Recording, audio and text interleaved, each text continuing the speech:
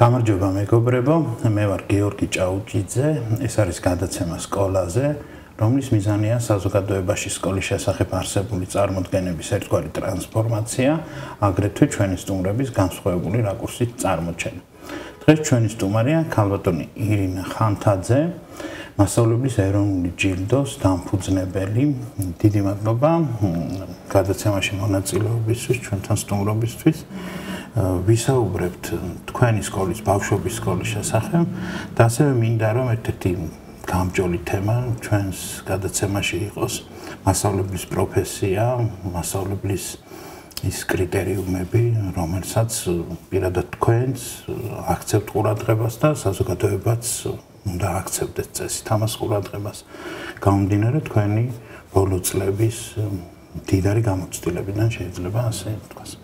კიდევ ერთხელ დიდი მადლობა და დავიწყოთ თქვენი ბავშვობის სკოლით. სად სწავლობდით, რომელია ეს სკოლა, რომელი წლებია? სკოლაში სწავლობდი 90-იან წლებში. 80-იანებში შევედი და 90-იანებში დავასრულე დასაწყისში, 80-იანებში ძირითადი ნაწილი მომიწია. ჯერ სწავლობდი 165 სკოლაში, თბილისში და ბოლო წლები მომიწია 54 სკოლაში გადასვლა. გვერდ-გვერდ იყო ეს სკოლები. 165 იყო გახანგრძლივებული სკოლა. და შემდგომ გადაწყდა რომ უკვე მშობლებმა გადაწყვიტეს რომ გახანგრძლივებული აღარ იყო პრიორიტეტული და გადამიყვანეს გვერდზე 54-ში. ტერიტორიულად ეს სკოლები ვაკეში არიან განთავსებული, დღესაც არის ეს ორივე სკოლა ფუნქციონირებს. სხვათა შორის მაშინ ესეთი პერიოდი დაემთხვა, რომ დამამთავრებელ კლასებში დიფერენცირებული სწავლების გადაწყდა, ესე ვთქვათ, რაღაც პილოტირება. და რომ გადავედი 54-ში, რაღაც მე ჰუმანიტარული მიმართულება ავირჩიე და უკვე ამ დიფერენცირებული მოდელით სწავლობდით და ესე მომიწია სკოლის დამთავრება და საბუნებისმეტყველო საგნები ფაქტიურად აღარ ისწავლებოდა ჩვენთან და საინტერესო გამოცდილება იყო და ზოგადად ძალიან განსხვავებული კონტექსტი იყო და იმ კონტექსტში რთულია ისაუბრო ამ ასეთი ტიპის რეფორმის წარმატებულობას. რომელ კლასში გადახვედით? თუ არ ვცდები, გადავედი მე მგონი მე-9 კლასიდან, მე-9, მე-10, მე-11. ხო, ანუ ეს დამამთავრებელი საფეხური. დამამთავრებელი საფეხური იყო, კი. თვითონ ეგ თემაც საინტერესოა ჩემთვისაც, აი სკოლის შეცვლა, რაღაც გარემოს შეცვლა, რამდენად მტკივნეული იყო თუ არა? კი, იყო ნამდვილად მტკივნეული, მაგრამ ეს ამბავი შემიმსუბუქა იმ ფაქტმა, რომ ჩემი ბავშვობის მეგობარიც გადმოვიდა ჩემთან ერთად და ერთ კლასში მოვხდით და ეს იყო ძალიან გამიადვილა და მასაც და მეც, ასე ვთქვათ, აი ამ ახალ გარემოში ინტეგრაცია. მაგრამ ის პერიოდი ზოგადად აი უკვე ძალიან არეულობა იყო ქვეყანაში დაწყებული. რაღაცნაირად სასკოლო სისტემაც მოიშალა იმ წლებში, უკვე გვიან საფეხურზე, როდესაც მე მომიწია და თლიანად მე ვფიქრობ, სკოლა უკვე რაღაცა აღარ იყო იმდენად განსხვავებული გამოცდილება გახდა ყველასთვის, არა მარტო ჩვენთვის, რომ ჩვენ ახალ გარემოში მოვხდით. თვითონ მოიშალა დისციპლინა სასკოლო, საკმაოდ რთული გახდა სკოლის ადმინისტრაციისთვის, მახსოვს და მასწავლებლებისთვის ბავშვებთან, მოსწავლეებთან კომუნიკაცია, რაღაცნაირი უცბად განვითარდა რაღაც დიდი განსხვავებები თაობებს შორის. ხო, რევოლუციური ცვლილებები იყო, ესე ვთქვათ, სოციო-ეკონომიკური ფონიც ძალიან სწრაფად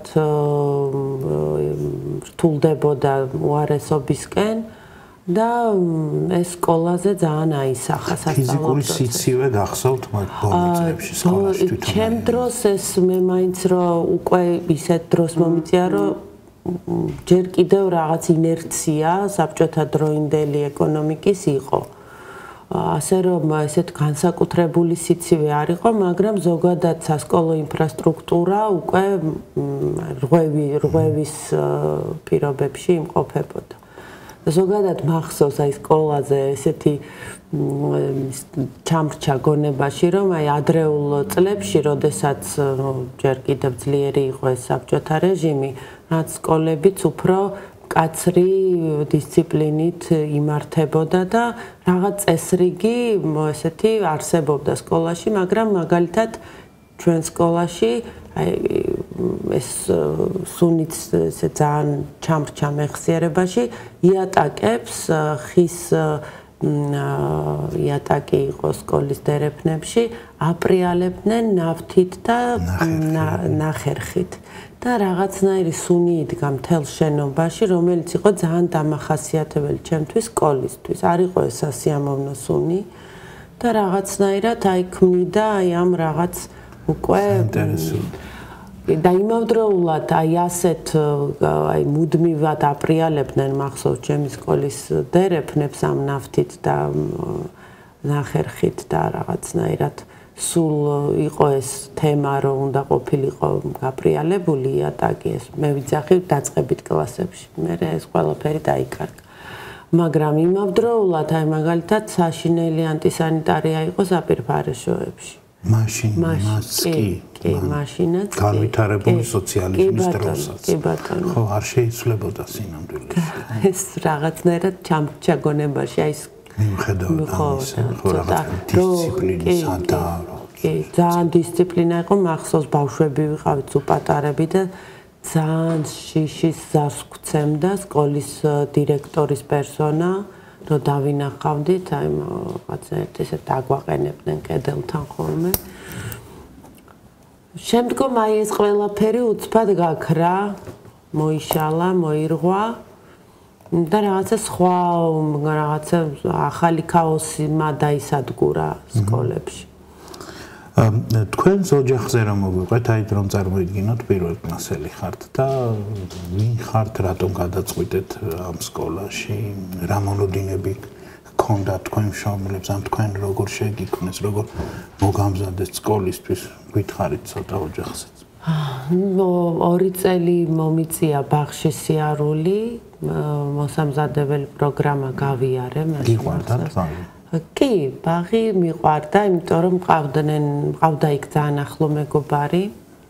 ის მეგობარი? კი, მე სკოლაშიც ერთად ვიყავით.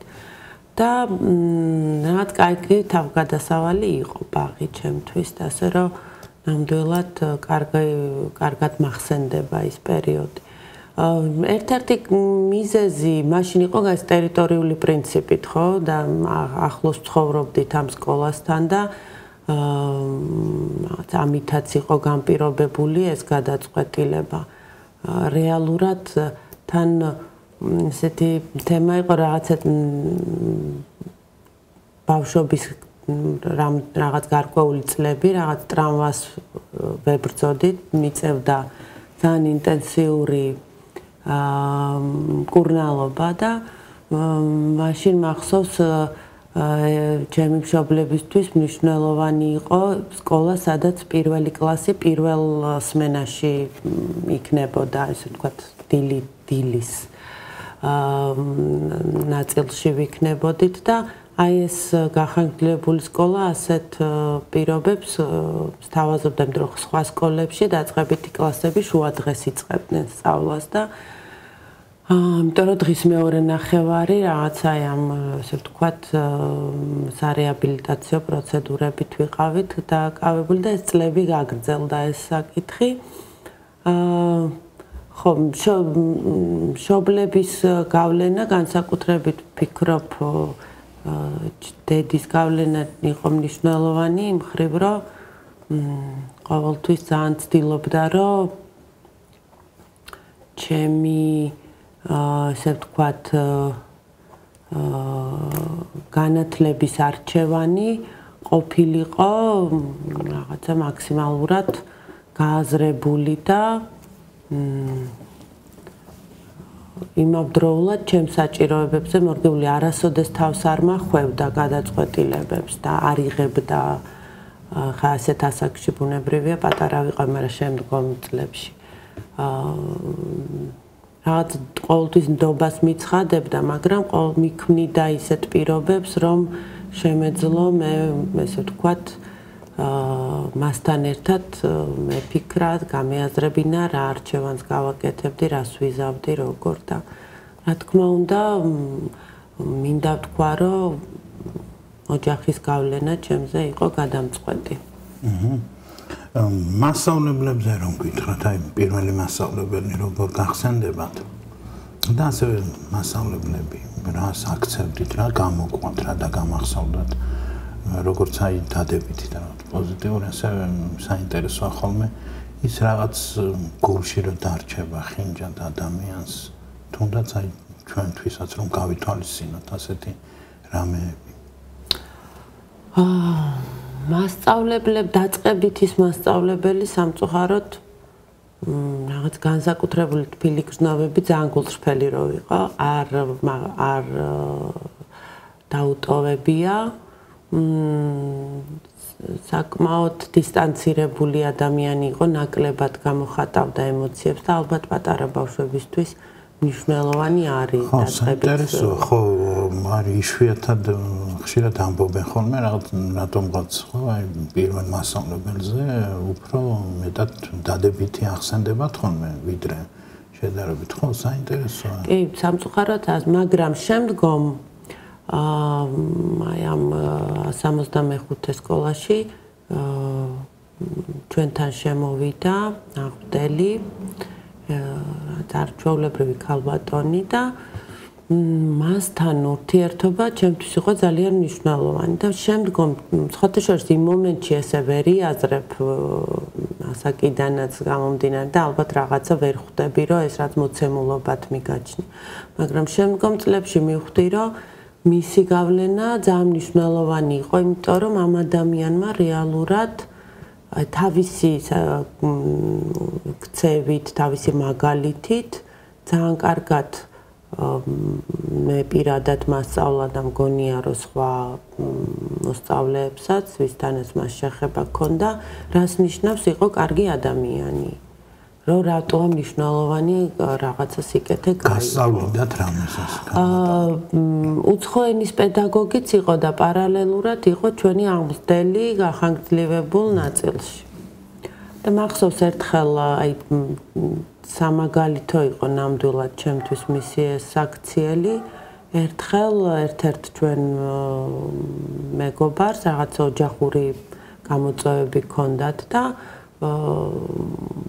ეს ბავშვი მშობლებთან შეთანხმებით დროებით თავისთან სახლში გადაიყვანა და რომელიც გაგრძელდა საკმაოდ დიდ ხანს და ფაქტიურად აი უპატრონა ის პერიოდი დაიცვა რაღაც სტრესებისგან და წნეხისგან და მახსოვს მობილიზება გაგვიკეთა მოსწავლეებს, ვისაც ჰქონდა სურვილი, რომ მასთან გვეარა და დავხმარებოდით, იმიტომ რომ მას უჭირდა სკოლაში სიარული, რომ ჩამორჩენა არ ქონოდა და მახსოვს დავდიოდით მასთან ბინაში და დღე გამოჩნდა მორიგეობა გქონდა რამოდენიმე მოსწავლეს კლასიდან და ვეხმარებოდით იმ გოგონას რაღაცნაირად მომზადებაში გაკვეთილების და ეს იყო ძალიან მნიშვნელოვანი ჩემთვის გამოცდილება და მახსოვს ცოტა გაოცებულიც ვიყავი ამ ქალის ამხელა სიკეთით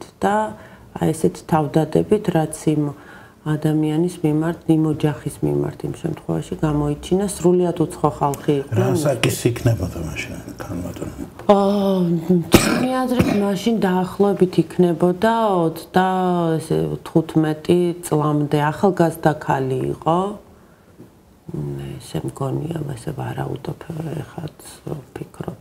ხო, დაახლოებით ასეთი ასაკის უნდა ყოფილიყო იმ დროისთვის და რაღაც გარდა იმისა, რომ აი რაღაც აი ამ ემპათიის და აი ამ რაღაც მნიშვნელოვანი ადამიანური ქცევის ძალიან კარგი მაგალითი იყო ამას რაღაც ყოველდღიურობაშიც, ჩვენს ურთიერთობაშიც გვასწავლიდა ფაქტიურად რა. რა გამახსენდა და რატო ჩაგეკითხეთ ასაკზე? რეზო ჩხეიძე, კინორეჟისორი რეზო ჩხეიძე იხსენებდა, რომ მისი მშობლები იყვნენ დაპატიმრებულები, როგორც ხალხის მტრები 37 წლიდან. და როდესაც მივედიო პირველად სკოლაში ამ ჩემი მშობლის თუ მამის დაპატიმრების შემდეგ, ვიყავი ძალიან დათრგუნულია და თავს ვერ უწევდიო ეს მერხიდანო და ვერავის ვერ უყურებდიო და ამ დროს შემოვიდა სკოლის დირექტორიო, რომელმაც გამომიძახაო, დამაყენა თავის გვერდით ამ კლასის წინ მასწავლებლების წინ და გამოაცხადა, რომ შენო მე შენ გვერდით ვარო, არაფერი გაგიჭირდება და ასე შემდეგ და მე უკვე ეს როცა იგონებდა რეზო ჩხეიძე ამას უკვე რა თქმა უნდა ასაკში შესული და ამბობდა, რომ 27 წლის ყოფილაო ის დირექტორი მაშინ და მე მაშინ ის ღმერთი მეგონა ხო სინამდვილე. ხო, ემოციურია რაღაცნაირად ასეთი რამების გახსენება და შეიძლება ეს დაგამახსოვდეს მთელი ცხოვრება დამამახსოვდა და რაღაცნაირად აი მიმუში იყო ჩემთვის ადამიანობის ეს საქციელი და თუმცა ეს ვამბობ, რომ ეს იყო რაღაც გამორჩეული ამბავი ისტორია, რაც შეიძლება გავიხსენო, მაგრამ მისი ესე ვთქვათ მოპყრობა ბავშვების მიმართ, როგორი დამოკიდებულება ცალსახად იყო გამორჩეული და გამოირჩეოდა ის ამ თვალსაზრისით მთელი პედაგოგიური კოლექტივიდან მაშინ. დაუბრუნდეთ იმ ახლა რომ შეაფასოთ თქვენ როგორც პროფესიონალი, დავუშვათ ის მასწავლებელი დაწყებითი კლასების მასწავლებელს გულის ხო ცხადია განზოგადებით და არა რა თქმა უნდა რაღაც პიროვნული ყურადღების გამახვილებით თქვათ აკადემიური მხარე რომ შევაფასოთ იმ სწავლების იმ მასწავლებელთან კიდევ მეორე დღევანდელი გადმოსახედიდანაც არა თქვათ როგორც მოსწავლე მხოლოდ რამდენად წარმატებული იყო ის ამ მხრივ აკადემიური რაც არის თქვათ ქართული მათემატიკა თუ რამე ვერ ვიტყვი რომ რაღაც განსაკუთრებული მიდგომა ქონდა ძალიან ჩვეული სწავლების ფორმა ქონდა რაც ეს თქვათ შაბლონური იყო მაშინ ზოგადად მე რასაც ადრეულ წლებში დაწყებით საფეხურზე და შემდგომ საბაზო საფეხურზე მახსენდება რომ მაინც ეს სწავლება სასწავლო პროცესი ორიენტირებული იყო რაღაც ცოდნის გადაცემაზე და მაგალითად იგივე საზეპიროების და ლექსების სწავლაზე რაც თავისთავად ახლა რაღაც ასაკში ეს თქვათ მეხსიერებას განვითარებაში ეხმარება ბავშვს და შემდგომ მოზარდს მაგრამ ძირითადად ეს იყო ანუ რამე ისეთი გააზრებაზე ორიენტირებული ან კრიტიკულ აზროვნებაზე წახალისებაზე ორიენტირებული ან თუნდაც იმ რაღაც საკითხის რასაც ვეუფლებოდით იქნებოდა ეს თქვა ზუსტ მეცნიერებებში თუ რაღაც ჰუმანიტარულ საგნებში წვდომაზე არ იყო ორიენტირება. შემდგომ უკვე გვიან საფეხურზე განსაკუთრებით აი რომ თქვი რომ დიფერენცირებულ პროგრამაში მოვხდი ჰუმანიტარული მიმართულებით. იქ მინდა ვთქვა, რომ უკვე რა კი რაღაც ეს ვთქვათ, ეს იყო რაღაც სპეციალიზირებული ჰუმანიტარული პროგრამა დავამთავრებელ კლასებში. ესე ვთქვათ, აი ლიტერატურის და ქართულის პედაგოგები ძალიან ბევრ დროს უთმობდნენ რაც კლას გარეშე საკითხების და უფრო სიღრმისეულ განხილვას კი ბატონო და დაახლოებით ეს უკვე ის პერიოდიც არის, როდესაც რაღაც ეს თქვათ თავისუფლების სიოც უკვე არის და რაღაც თემებზე უკვე ღიად საუბარი დაშვებული იყო და ამიტომ ეს ელემენტები შემდგომ უფრო ძლიერად იყო აი ამ დამამთავრებელ კლასებში წარმოდგენილი, მაგრამ დასაწყისში მიუბრუნდეთ რას და რა დოზით სწავლობდით და როგორ უყურებდით მაშინ. აი გულისხმობ თქვათ იგივე დაწყებითი საფეხურის შემდეგ ხო რაღაც საგნები რომელიც ჩემოდის სხვადასხვა საგანი. რამდენად ადეკვატური იყო თუნდაც აი მოსწავლის გადასახედიდან ან თქვენი თანაკლასელების თვალითაც ბავშვები სულ კითხულობენ ხოლმე რატომ ვსწავლობ ამას რატომ უნდა ვისწავლო ეს ან ასე შემდეგ ამას როგორ უყურებდით ბავშვობაში როგორ აღიქვამდით რომ ეს ასე უნდა იყოს სხვა გზა არ არსებობს თუ რაღაცა პროტესტი გიჩნდებოდა თან დაწყებით კლასებში პროტესტი ნაკლებად იყო რაღაც მოცემულობა, რასაც გვაძლევდნენ მასალას, ის უნდა გვესწავლო. პროტესტი დაიწყო უკვე მახსოვს უკვე იმ პერიოდში, აი პიონერებად რომ უნდა მოვენაცვლეთ, ესე ვთქვათ, უკვე მაგ პერიოდში, აი როგორც კი რაღაც კონტექსტიც ქვეყანაში შეიცვალა, ბავშვების ქცევაში რაღაც პროტესტი უფრო გაძლიერდა და რაც მერე წლებთან ერთად მერე უფრო ასე ვთქვათ კვეთრად გამოიხატა და სკოლის რაღაც კულტურის რღვევაზე და ქაოსზეც აისახა რომელიც ვერ ჩანაცვლდა მყისიერად რაღაც ახალი დემოკრატიული წესრიგით. ნუ ის რაღაცა რეჟიმი დაირღვა, მაგრამ ვერ მოხდა ახალი ესე ვთქვათ წყობის ეს უფრო ღია ტიპის საზოგადოების მართვა როგორ შეიძლებოდა მომხდარიყო სკოლაში ამის ჩამოყალიბება ვერ მოხერხდა ყოველ შემთხვევაში სანამ მე სკოლაში სწავლობდი და მე შემდგომაც წლები ამ საკითხი ჩვენთვის ყველასთვის გამოწვევა იყო ხო და არის კიდევაც ხო და პროტესტი შემდგომ გაჩნდა კი რაღაც განსაკუთრებით ისტორიის მიმართულებით რაღაც საკითხების მიმართ აგრესია ბავშვებში აბსოლუტურად გაყალბებული ისტორიის კი ბატონო მიმართ და რაც მოთხოვნაც გაჩნდა და მე მახსოვს იყვნენ პედაგოგები რომლებიც ცდილობდნენ რომ რაღაცა კურიკულუმიდან განსხვავებული ინფორმაციაც გაეზიარებინათ რომ რაღაცნაირად ამ პროტესტისთვის ეპასუხათ. ამოევსოთ. ახალგაზრდა მაყურებლისთვის ჩვენი მაყურებლებისთვის შეიძლება გაუგებარი იყოს პიონერები. მოკლედ რომ თქვათ 10 წლის ასაკში დაახლოებით რაღაც რიტუალი უნდა გაგვევლო ჩვენ საბჭოთა სკოლის მოსწავლეებს, წითელი ყელსახვევი უნდა გვეტარებინა როგორც პიონერთა რიგებში შესულ ადამიანებს, ხო? პიონერები ვიყავით, მოკლედ.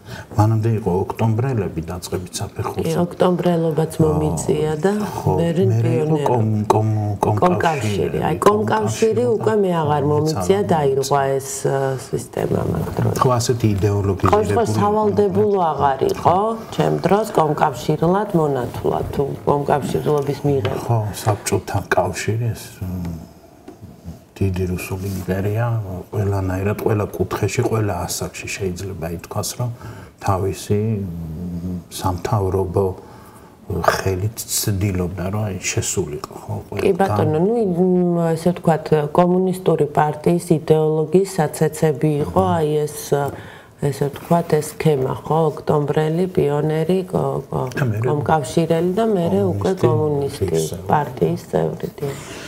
ისე მინდა გკითხოთ საგნებთან დაკავშირებით, ანუ რა უნდა ისწავლოს ადამიანმა და ამ შემთხვევაში თქვენ შვილებთან მიმართებით.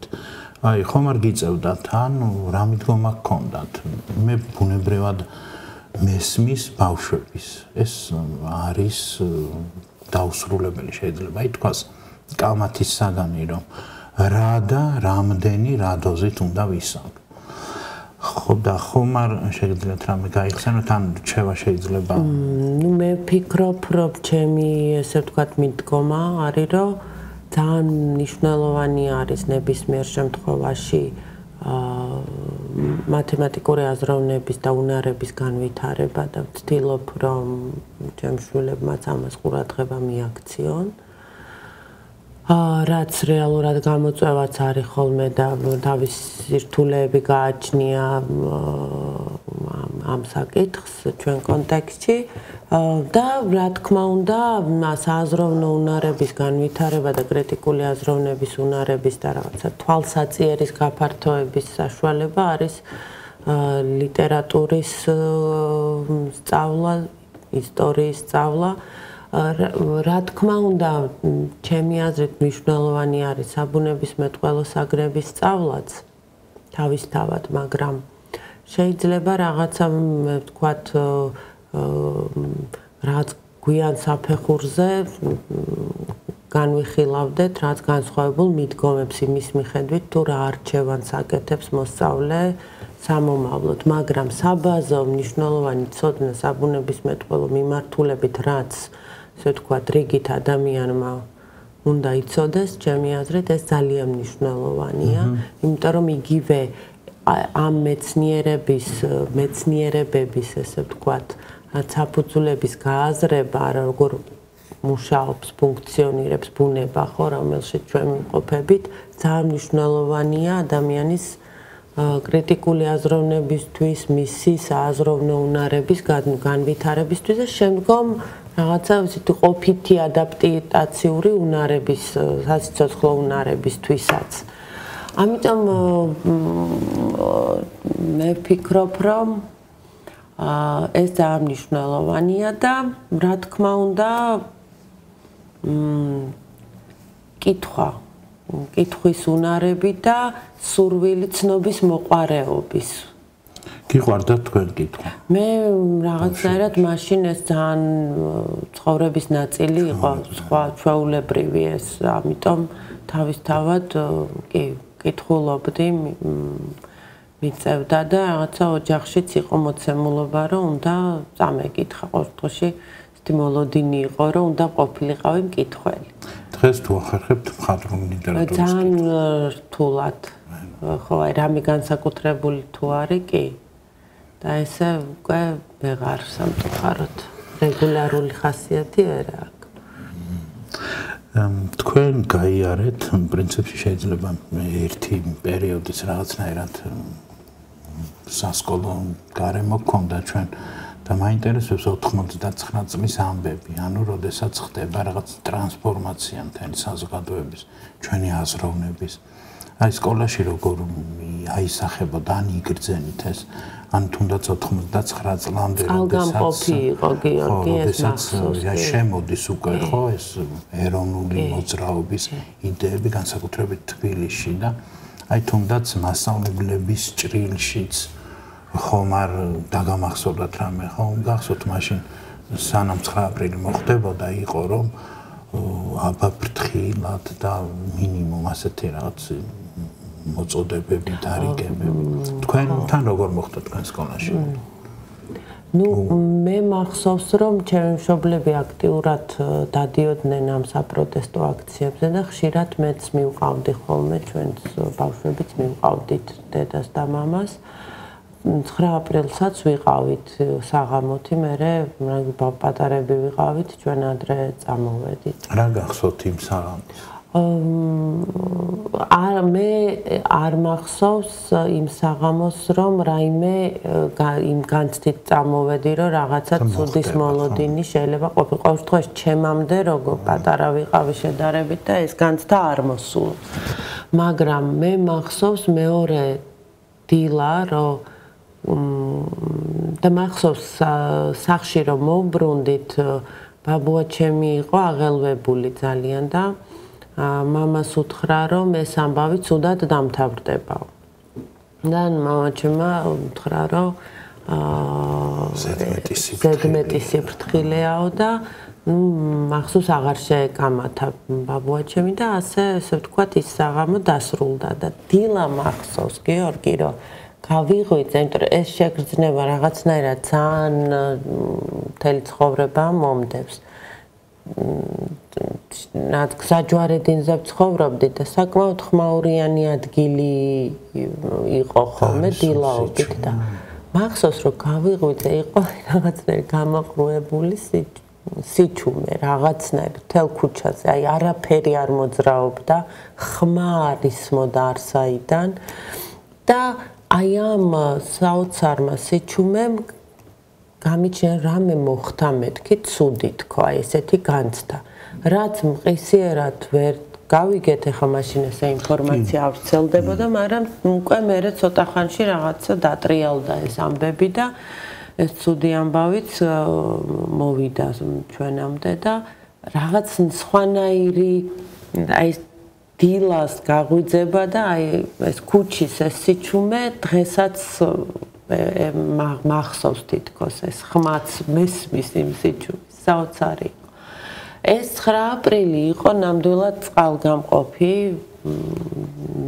ბავშვი ვიყავი მაგრამ მახსოვს რომ შემდგომ ძალიან აქტიურად დავდიოდით მე და ჩემი მეგობრები სკოლიდან ვიპარებოდით და ვესწრებოდით აი ასე ვთქვათ გასვენება რომ იყო სიონიდან ამ დაღუპული გმირების და ძალიან ემოციური და ესეთი მნიშვნელოვანი იყო ამ თვალსაზრისით ეს პერიოდი და ამის შემდგომ სკოლაში ბავშვებში პროტესტი გაძლიერდა და მახსოვს ჩვენ აღარ ვიკეთებდით პიონერის ხელსაყრელებს ხო და იყო ზეწოლა სკოლის ადმინისტრაციიდან რომ შემოწმებაზე რომ შემოვიდნენ მახსოვს დამრიგებელი კაიქალი იყო ესეთი რბილი და ბავშვებზე ორიენტირებული შემოვიდოდა და ამოიღეთ ახლა მოდიან გაიკეთეთ ნუ შემდგომ რაღაც მე ეს პროტესტი იმდენად გაძლიერდა რომ უკვე მე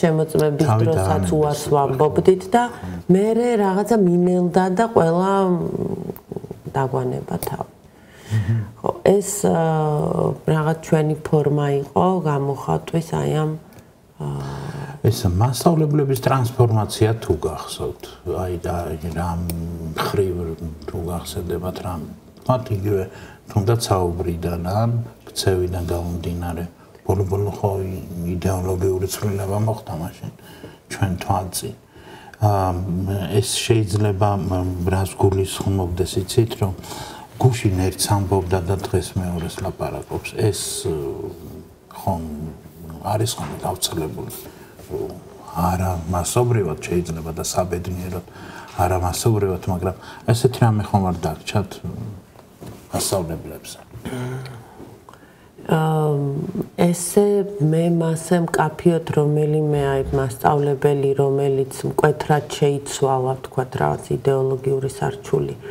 ესეთი არ მახსენდება იმიტომ რომ შემდგომ მე როდესაც უკვე გადავედი ახალ სკოლაში რომ შევედი ის მასწავლებლები უკვე რაღაცა განსხვავებული უფრო თავისუფალი რიტორიკა ჰქონდათ უკვე დაშვებული იყო მოკლედ უფლება ჰქონდათ უფრო ღიად ესაუბრა საინტერესო ცვლილება გამოვიდა ესე იგი კი ბატონო და ამიტომ მიჭირს თქვა ესე ვთქვათ აი ძველ სკოლაში მოტოვებული მასწავლებლები შემდგომ რომ მათ ტრანსფორმაცია თავიანთ ეს ვთქვათ მიდგომებში სწავლების იყო თუ არა იმიტომ რომ აი მაგ დროს ხვდები ხო ასაკიც ისეთი იყო რომ მაგ დროს უნდა დამენახა ეს ამ ტიპის ცვლილება და როდესაც მომიწია ესე ვთქვათ შეცვლა სკოლის ხო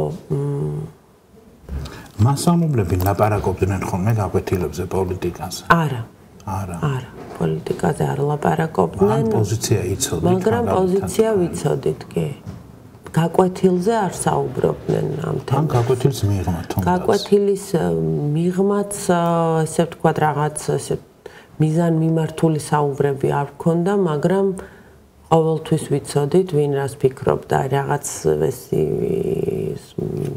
ინფორმაციას ვიღებდით, ვხედავდით, რაღაც ძალიან მცირე საუბარიც ან ვთქვათ შეფარული ფორმით მისი საუბარიც გასაგები ხდებოდა მისი რეალური ხედვა რა იყო.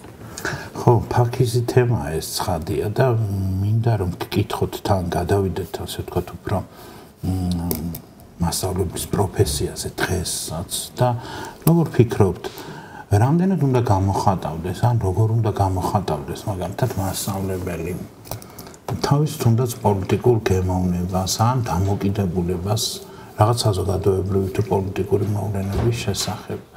ამაზე დარწმუნებული ვარ გიფიქრიათ და ხომ არ შეგიძლიათ რომ გაგვიზიაროთ თქვენი პოზიცია. ხო, ეს არ არის მარტივი კითხვა და რეალურად ვფიქრობ, რომ ეს არის ერთი ისეთი თემა, რაზეც შეიძლება უფრო ფართო საუბარი და განხილვა დისკუსიაც არსებობდეს საზოგადოებაში, ჯანმრთელ საზოგადოებაში ასეთი. ხო, ჩემი ესე ვთქვათ სუბიექტური ხედვა არის, რომ გააჩნიათ, თუმცა ჯერ ალბათ უნდა დავაზუსტოთ, რას გულისხმობთ პოლიტიკაში, ხო? თუ ჩვენ გულისხმობთ რაღაც პოლიტიკურ იდეოლოგიურ გემოვნებას, ჩემი აზრით ეს არის ამ შემთხვევაში მასწავლებლის რაღაცა, ესე ვთქვათ, მისი სუბიექტურ პიროვნული კერძო გემოვნების თუ პრიორიტეტების არჩევანის საკითხი და ვფიქრობ, არ არის სკოლა ის სივრცე, სადაც შეიძლება მასწავლებელი რაიმე ტიპის პოლიტიკურ იდეოლოგიას ახვევდეს ბავშვს პირდაპირ გაგებით. მაგრამ რაც შეეხება რაღაცა, ესე ვთქვათ, ღირებულებით განათლებას, ეს ძალიან მნიშვნელოვანია. ამიტომ რას გულისხმობთ ჩვენ პოლიტიკურ იდეოლოგიაში და მაგალითად თავისუფლებისადმი მისწრაფება, სამართლიანობა, სამართლის უზენაესობა, დემოკრატიის, ესე ვთქვათ, დაცვის ვალდებულება როგორც მოქალაქეების. ეს არ არის პოლიტიკა, ხო, ეს არის პოლიტიკის მიღმა, რაღაცა ფუნდამენტური სახელმწიფოებრივი ღირებულებები. ამ ღირებულებებს მასწავლებელი, ჩემი აზრით, უნდა გადასცემდეს და უნდა იყოს ამ მხრივ სანიმუშო. ხა, როგორი ფორმით უნდა მოვაწყოთ ეკონომიკა, თქვათ, რა არის სწორი მიდგომები საჯარო პოლიტიკის ან რაიმე კონკრეტული, თქვათ, გამოწვევის გადაჭრის რაღაც იდეოლოგიური ჩარჩო, ეს ბუნებრივია, ამის თავზე მოხვევა მით უმეტეს არ მგონია, რომ მიზანშეწონილი იყოს სკოლაში. ჩვენ მოსწავლეებს უნდა სახელმწიფოებრივ აზროვნებას და აი ამ ძირითად დემოკრატიულ ღირებულებებს გადავცემდეთ და ვაძლევდეთ ყველა იმ კრიტიკულ ინფორმაციას და ცოდნას, რაც მათ შემდგომ აძლევს შესაძლებლობას, რომ როდესაც მზაობა ექნება, თავად მიიღონ გადაწყვეტილება თავიანთ პოლიტიკურ არჩევანს. აი რომ გავაგრძელოთ ახლა და თან შეიძლება ცოტა განსხვავებული აზრიც რომ განვიხილოთ. დავუშვათ სკოლა დაამთავრა ადამიანმა, ამომრჩეველია, ხო? პოლიტიკური გადაწყვეტილება უნდა მიიღოს, მართვის პროცესში უნდა ჩაერთოს საზოგადოებაში. საიდან უნდა რა გამოცდილებაზე დაყრდნობით უნდა მიიღოს? და ისევ სვამ კითხვას არა მაინც და მაინც რაღაც პასუხი გავცეთ ჩვენ, ხო? თუ რაღაცა გარკვეული გამოცდილება არ ექნება იგივე მესამე საფეხურზე თუნდაც და ამ გამოცდილებაში მე არ გულისხმობ მხოლოდ რაღაც ისტორიის საგნის გაკვეთილებზე რაღაცის შესწავლას ან განხილვას. მათ შორის გულისხმობ თუნდაც პოლიტიკურ დისკუსიებს ამ მოსწავლეთა ან ჩართულობით ირიბი ამ შემთხვევაში როგორც მაყურებლებისა და შემდეგ თქვათ შეკითხვების დამსმელების ან თვითონ როგორც მათი ასე ვთქვათ როგორც დავუშვათ სხვადასხვა პოლიტიკური პარტიის წარმომადგენელთა როლიდან ამის განხილვას, დებატს და ასე შემდეგ, ხო? რამდენად ფიქრობთ, რომ ამის შემოტანა შეიძლება სკოლებში? მე ვფიქრობ, რომ ეს უკვე ჩვენ სკოლაში გვაქვს, ეს არის სამოქალაქო განათლება, როგორც საგანი, რომელიც შეიძლება სადღაც უკეთ ისწავლება, სადღაც ნაკლებად და ეს ძალიან სამწუხაროა და შეიძლება ვერ ვაფასებთ ამ საგნის მნიშვნელობას სათანადოდ, მაგრამ ეს არის ის საგანი, რომელიც ეხმარება მოზარდს, რომ ფორმირდეს როგორც მოქალაქე და შეძლოს მან შესაბამის ასაკში დამოუკიდებელი თავის პოლიტიკური არჩევანის გაკეთება როგორც ამომრჩეველ. თუმცა აი აქ გავიმეორდები, რომ აი ამ სამოქალაქო განათლება არ გულისხმობს რომელიღაცა ერთი კონკრეტული პოლიტიკური პარტიის მაგალითად ეხა ჩემ დროს იყო ესეთი საგანი საზოგადოებრივი მეცოდნეობა, სადაც ფაქტიურად კომუნისტური პარტიის სიკეთეებს გვასწავლიდნენ, ხო, რომ ეს არის ერთადერთი სწორი ფორმა საზოგადოების მოწყობის და რატომ არის ეს კარგი და ასე შემდეგ, ნუ იდეოლოგიზირებული. რა კარგია კომუნიზმი და რა ცუდია კაპიტალიზმი. კი ბატონო. მაგრამ აი ამ სამოქალაქო განათლების ფორმატში სწორედ ახალგაზრდას მოზარდს მაგ იმ ცოდნებს, იმ უნარებს უნდა უნვითარებდეთ, რომ მან შეძლოს თავისი არჩევანის გაკეთება და რაღაცა ნელა შემდგომ ცხოვრებაში უკვე თავის პოლიტიკური გემოვნების ჩამოყალიბება. მაგრამ აქ ვეუბნებით, რომ რა არის ის ღირებულებები, რაზეც დგას ჩვენი სახელმწიფო და ჩვენი საზოგადოება, რომ ეს არის, თქვათ, თავისუფლება, რომ ეს არის ადამიანის უფლებები, მოქალაქის ინტერესები, იგივე მაგალითად კერძო საკუთრების მნიშვნელობა, უფლება და ასე შემდეგ და ასე შემდეგ. და იგივე ვეუბნებით, რომ რა არის, თქვათ, ანტისახელმწიფოებრივი, ხო, რაც, თქვათ, კონსტიტუციით იზღუდება, როგორი ტიპის პოლიტიკური იდეოლოგიები იზღუდება, თქვათ, და ცივილურ, ეს, თქვათ, დემოკრატიულ საზოგადოებაში, თქვათ, რაღაცა ფაშისტური იდეები, bis ასე ვთქვათ, წახალისება ან მათი მიმდევრობა. ხო, გასაგებია, მე მასე მძაფრად ცხადია არ ამას რა თქმა უნდა, ამიტომ ეს საგანი ჩვენ გვაქვს სკოლაში. რომელიც უნდა ამზადებდეს.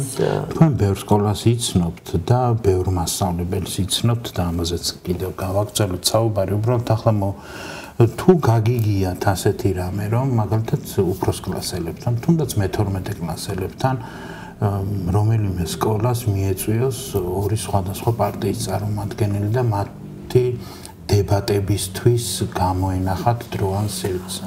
არ გამიგია, მე არ რომ ეს შეიძლება და ეს სასარგებლო იქნება ბავშვებს. იდეაში რატომაც არ შეიძლება, შეიძლება რამე კონკრეტულ სკოლაში კი არა, სკოლებს შორის რაც უფრო ფართო თანხმდებთან ხდებოდეს, უბრალოდ ეს იმდენად ჩვენთან იმდენად არ არის სწორად გაბმული ზღვარი, რომ სად არის ესე ვთქვათ საგანმანათლებლო რესურსი და სად არის ვთქვათ რაღაცა პოლიტიკური გავლენების და აგიტაციის მოხდენის თუ პოლიტიკური ინტერვენციის ზღვარი აი სად გადის ეს. რომ ყველა სკოლა უფრთხის ამ ასეთი და ამ კონტექსტში ჩემთვის გასაგებია რატომაც უფრთხიან და რატომაც ცდილობენ რომ შორს დაიჭირონ რაღაცა კონკრეტული პოლიტიკური სუბიექტებისგან. თუმცა თუ არ დავიწყეთ გამოცდილებაც არ მოვა და ეს ზღვარი თავის თვალ დადგინდება, ხო? კი ბატონო. მოკლედ ჩვენ კიდევ მინდა რომ ვისაუბროთ მასწავლებლის პროფესიაზე და მანამდე იმ კამპანიის იმ ჯილდოს შესახებ მინდა რომ საზოგადოებას თქვენ მოუთხროთ როგორც ერთ-ერთმა ინიციატორმა და დამფუძნებელმა და წლების განმავლობაში მესვეურმა ასე ვთქვათ წარმატებული კამპანიისა მასწავლებლის პროფესიაში და შეიძლება ზოგიერთმა მაყურებელმა არ იცის რომ მეც ერთ-ერთი მონაწილე ვარ ამ კამპანიის და ერთ-ერთი წლის გამარჯვებული. გავუსმევდი რომ ერთ-ერთი წლის ჯილდოს მფლობელი. და ხო, გითხარით ამ ჯილდოს შესახებ რაღაცა მოკლე ისტორია, როგორ დაიწყეთ და როგორ მოხვედით დღემდე. მოვედით, კი ბატონო, ნამდვილად ერთად ვართ ამ ამბავში ჩართული. მე-9 წელია წელს ვაკეთებთ, აი სწორედ აი ამ დღეებში იწურება წლევანდელი კონკურსის აპლიკაციების წარდგენის ვადა. 9 წელი საკმაოდ დიდი დრო არის. დავიწყეთ იმიტომ, რომ რაღაცის გაკეთება გვინდოდა ჩვენი სასკოლო განათლების მხარდაჭერის მიზნით.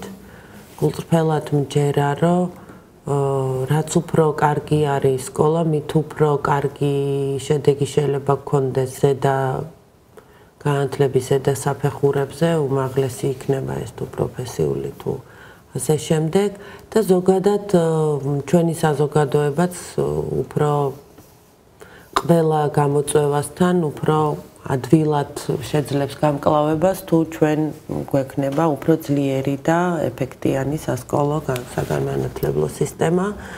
Ამიტომ რომ ვიფიქრეთ რა შეიძლება ჩვენ გავაკეთოთ სკოლისთვის, თქვით რომ სკოლა თავისთავად ერთ-ერთი გასაგებია მოსწავლე არის მთავარი ფიგურა, რომელზეც ორიენტირდებით სკოლაში, მაგრამ მთავარი ღერძი რომლის რაც უზრუნველყოფს რომ სასწავლო პროცესი მიმდინარეობდეს სწორად და ეფექტიანად არის მასწავლებელი. ამიტომ ვთქვით რომ მოდი მასწავლებელს როგორ დავეხმაროთ, ხო? ჩვენ როგორც საზოგადოების წარმომადგენლებს რა შეგვიძლია გავაკეთოთ პირველ რიგში?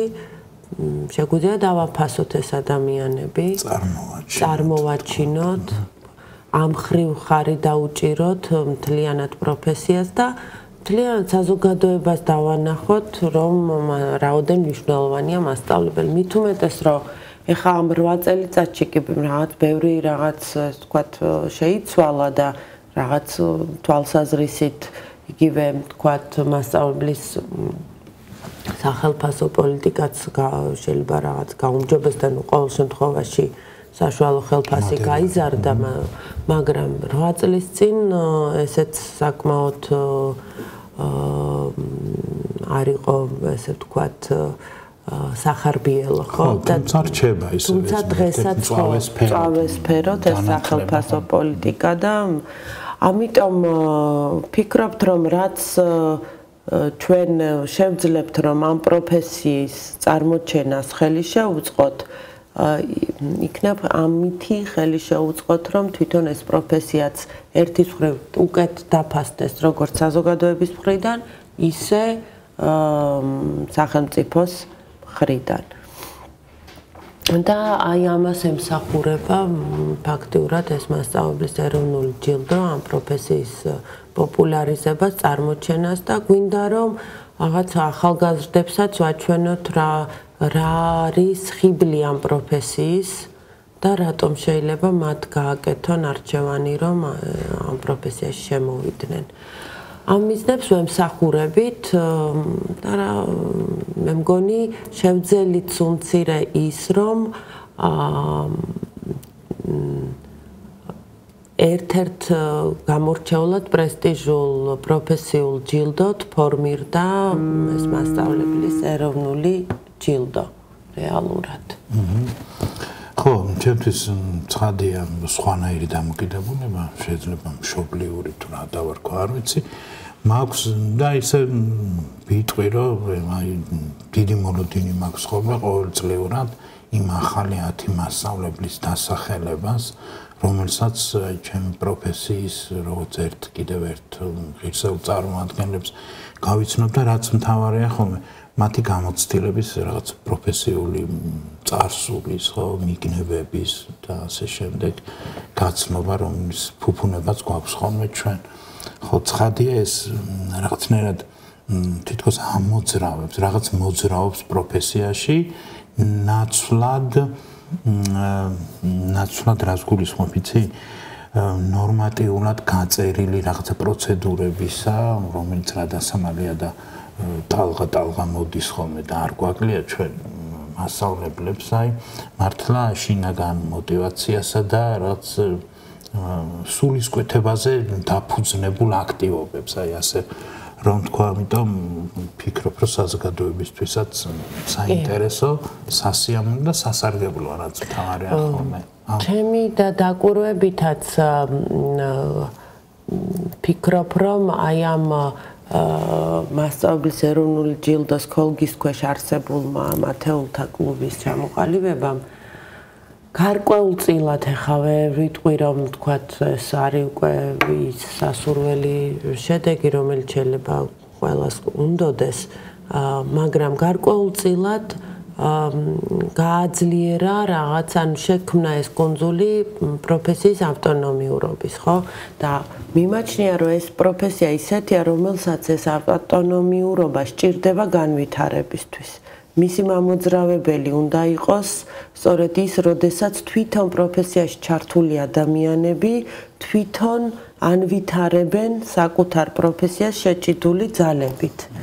და აი ამის რაღაცა, ესე ვთქვათ, პატარა კულტივირება მაგალითი მოხდა აი ამ ათეულთა კლუბის ფარგლებში. რაც ძალიან მნიშვნელოვანი წინაპირობაა, რომ აი სწორედ ამ მიმართულებით განვითარდეს, და გარედან შენ ვერაფერს ვერ განავითარებ ერთ-ერთ პროფესიას, თუ ეფექტია სიღრმისეულად, ხო, მოჩვენებითად კი არა. არავინ არ იცის იმაზე უკეთესად, როგორ უნდა აკეთებდეს მასწავლებელი თავის საქმეს, ვიდრე თვითონ მასწავლებლებმა. მაგრამ როგორ ვქმნით ჩვენ იმ პირობებს და რომ მათ ერთად რაღაცა ესე ვთქვათ კონსოლიდაცია მოახდინონ საკუთარი პროფესიის განვითარებისთვის და ეს იყოს რაღაც სისტემური და დინამიური პროცესი, ამის რაღაცა პატარა მაგალითი თუ სივრცე არის ეს ათეულთა კლუბი და ესეც ვფიქრობ, რომ არის ერთ-ერთი კარგი შედეგი აი ამ ჩვენი ძალისხმევის. აი, რამდენჯერმე ვახსენეთ აი შინაგანი და აი მართლა სულისკვეთება, თუნდაც სწავლებაში, პედაგოგიკაში. და ხანდახან მეჩვენება ხოლმე, აი სხვანაირადაც რომ შევხედოთ, ჩვენ აი მე როგორც თუნდაც რაღაც გაგებით წარმატებულ მასწავლებლებს, თუნდაც როგორც აი ამ კონკურსის ერთ-ერთ გამარჯვებულს და ასე შემდეგ ასეთ ადამიანებს, ხო? ჩემი თან შეიძლება ყველაზე ბოლო მეგონოს რაღაც გაგებით, ხო? რაღაცნაირად მეჩვენება ხოლმე, რომ მithქვამს, არ ვიცი, ეს ლეღვის ფოთლის როლში ვართ, რომელიც ვფარავთ იმ სისტემის, ამ შემთხვევაში საგანმანათლებლო სისტემის ნამდვილ სახეებს მეთქი, ხო? იმიტომ რომ დარწმუნებული ვარ ასევე და ვიცი რომ ღრმად ხართ ჩახედული თვითონ სკოლის შიგნით რა ხდება, რა მიმდინარეობს, რა შედეგებია ის, რომელსაც ვაღწევთ, ხო? და სამალი არ არის ჩვენ რომ დავმალოთ, უბრალოდ ამის კვლევები არსებობს, დათვლილია ყველაფერი. როგორი არც თუ სახარბიელო მდგომარეობა გვაქვს ამ მიმართულებით და აქედან გამომდინარე ვამბობ, ხო?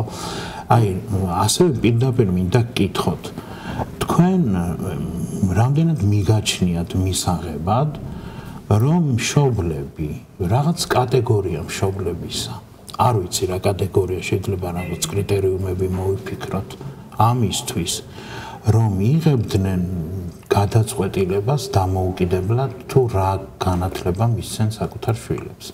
მე იგივე ჩვენი რომ გავიმეოროთ რა ასწავლონ, როდის ასწავლონ, რა დოზით ასწავლონ და ასე შემდეგ და არ შევიდნენ იმ მთავრობის მიერ დადგენილ რაღაც კურიკულარულ სისტემაში, რომელიც ეხება როგორც საჯარო, ასევე კერძო სკოლებს.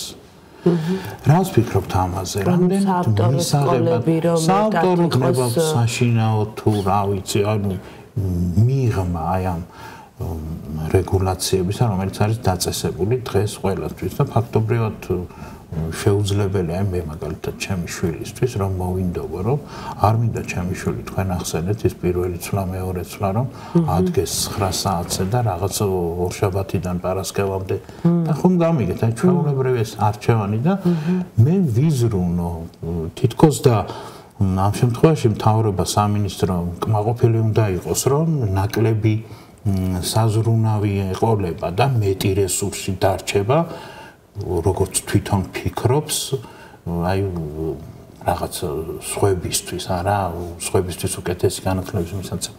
არ და ასე არ არის, ხო, თქვენ როგორ უყურებთ? თუ რაღაც საფრთხეს ხედავთ, რომ მე ჩემი შვილი შეიძლება არ აღზარდო ისე, ან რამე დავუშავო, თუ რა ვიცი. თუ დაშავება მინდა, საღამოს დავუშავებ, რა ვიცი. ხო, მე გეთანხმებით იმ თვალსაზრისით, რომ გარკვეულ თავისუფლება უნდა გქონდეს მშობელს იმ თვალსაზრისით, რომ რომელ სკოლაში რა გემოვნებით სურს, ანუ რაღაც არჩევანის შესაძლებლობა უნდა გქონდეს. შეიძლება ეს სახელმწიფომ სრულად ვერ უზრუნველყოს, მაგრამ კერძო სექტორმა უზრუნველყოს თუ მშობელს აქვს ამის შესაძლებლობა, რომ რაღაცა ისე ვთქვათ, რაც შეეხება ეხლა რამდენად კურიკულუმი უნდა იყოს თუ არა მთლიანად არარეგულირებადი, ანუ მთლიანად იყოს თავისუფალი. ამ ნაწილში მე ვფიქრობ, რომ რაღაცა ძირითადი პრინციპები, ანუ რაღაც უნარების თუ ცოდნების თუ დამოკიდებულებების თვალსაზრისით, რაც არის ფუნდამენტურად მნიშვნელოვანი, როგორ ცხოვრობ ჩვენ როგორც საზოგადოება, აი ამ ქვეყანაში, ამ სივრცეში, რა არის ის ფუნდამენტური საკითხები, რაზეც ვთანხმდებით, რომ ასე ვთქვათ, იყოს მშვიდობიანი თანაცხოვრება საზოგადოების. ამ ნაწილში რა უნარები, ცოდნა თუ დამოკიდებულებები განვითარება ჭირდება, ძალიან მნიშვნელოვანია, რომ იყოს უნიფიცირებული და ჩვენ ვიცოდეთ, რომ რაღაცა ამ თვალსაზრისით შეთანხმება საზოგადოებაში გვაქვს.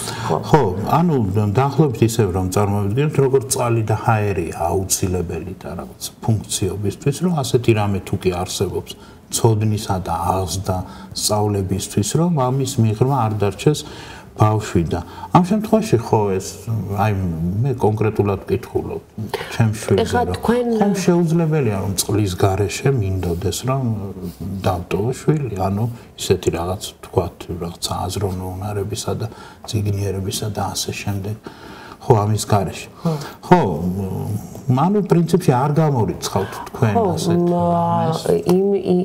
იმდენად რამდენადაც ჩვენ გვაქვს დაცული აი ის რაღაცა საკვანძო მომენტები, რაც სასურველია რომ ყველა მოქალაქე ფლობდეთ ან ვიზიარებდეთ, რაზეც დგას ეს საზოგადოება, რომელშიც ჩვენ ერთად ვცხოვრობთ.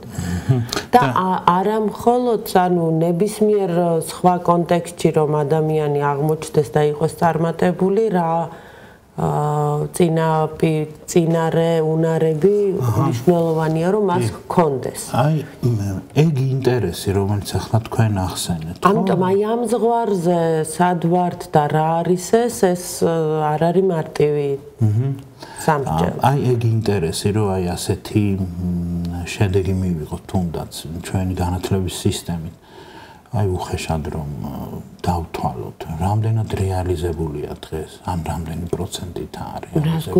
აი თუნდაც გვინდა რომ საზოგადოების ადეკვატური წევრი აღიზარდოს ამ რაღაცა სისტემის შედეგად. რაღაცა უნარებით აღჭურვილი. ხო, რაღაც მშვიდობიანი, არაძალადობრივი საზოგადოების წევრი იყოს, ხო, რაღაც ხო, ამ თვალსაზრისით რამდენად წარმატებულები ვართ? აი 50%-ის ზემოთ არის ეს თუ დაბლა. ცალსახად მასე უხეშად რა ვთქვათ, გაგვიჭირდება და ძალიან რთულია ამის თქმა, რამდენად ეფექტურად ვახერხებთ, მაგრამ თუ ვნახავთ იგივე ვთქვათ რაღაც იმუნარებს, რომელსაც საერთაშორისო კვლევები აფასებენ, იქ ვხედავთ, რომ რაღაც ესე ვთქვათ დაბალი. კეთილი, თანდათან ბოლოსკენ რომ წავიდეთ და მინდა შეგეკითხოთ ასევე აი თქვენი ამ რამდენიმე წლიანი დაკვირვებით, გამოცდილებით. მე მგონი ათასობი შეიძლება ითქვას, რომ ადამიანის მასწავლებლის ამ შემთხვევაში რაღაც პორტფოლიო, ბიოგრაფია, მისი რაღაც საგანმანათლებლო წარსული გაქვთ შესწავლილი. რა არის რომ გითხრათ ის თქვენთვის პირადადაც და როგორც აი ამ შემთხვევაში მასწავლებლის ეროვნული ჯილდოს ის კრიტერიუმები, რასაც თქვენ ანიჭებთ უპირატესობას მასწავლებელთა წარმოჩენისა და გამორჩევის დროს. მთავარი კრიტერიუმი ჯილდოს შემთხვევაში გვაქვს ჩვენ რამდენად შედეგიანია მასწავლების პედაგოგიური საქმიანობა, ანუ იმ კონტექსტში, რომელშიც ის ასწავლის, რა წარმატებას აღწევს მისი პედაგოგიური საქმიანობა მოსწავლეებს, ანუ რა შედეგზე გადის.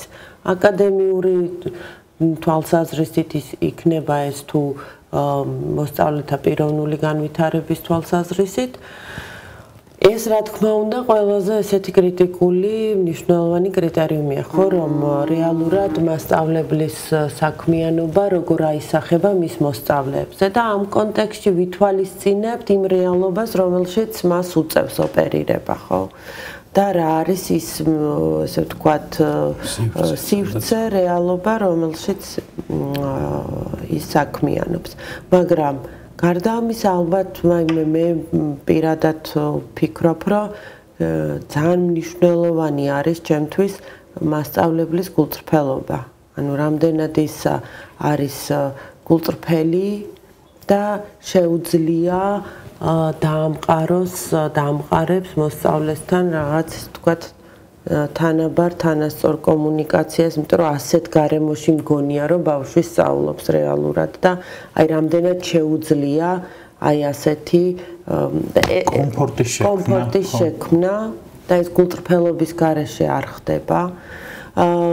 ვფიქრობ, რომ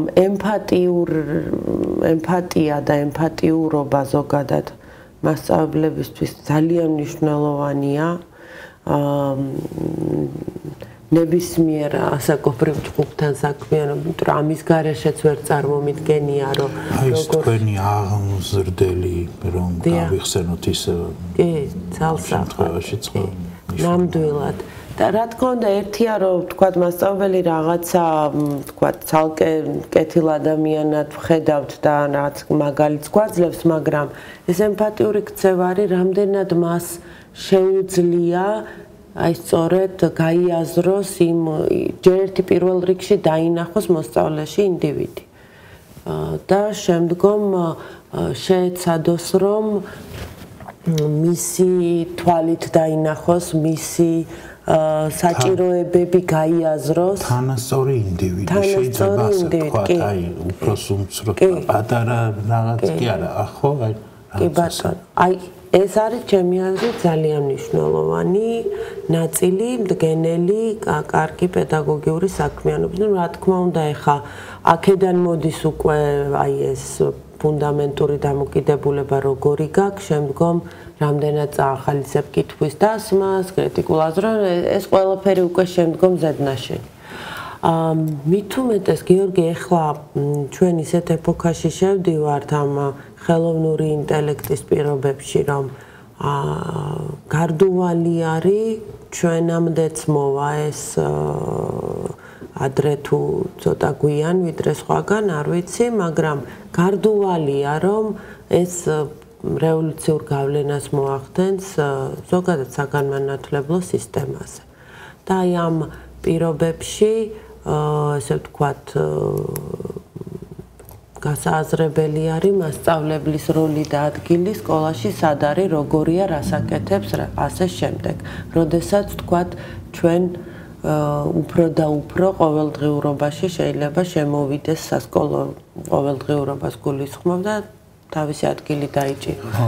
და აი ამ დროს სწორედ ფიქრობ, რომ კი ბატონო, ხელოვნურმა ინტელექტმა შეიძლება ძალიან მნიშვნელოვანი გავლენა მოახდინოს აკადემიური ცოდნის გადაცემის და ფორმატზე და ზოგადად კურიკულუმზეც კი მოახდინოს გავლენა, რა ვასწავლოთ, რა არ ვასწავლოთ ბავშვებს, მაგრამ არის კიდევ უფრო მნიშვნელოვანი ხდება მთელი წყება რაღაცა ტიპის უნარების და კომპეტენციებისა თუ ადამიანური თვისებებისა, რომელთა განვითარებაც კიდევ უფრო მნიშვნელოვანი ხდება სწორედ აი ასეთ ციფრულ სამყაროს პირობებში.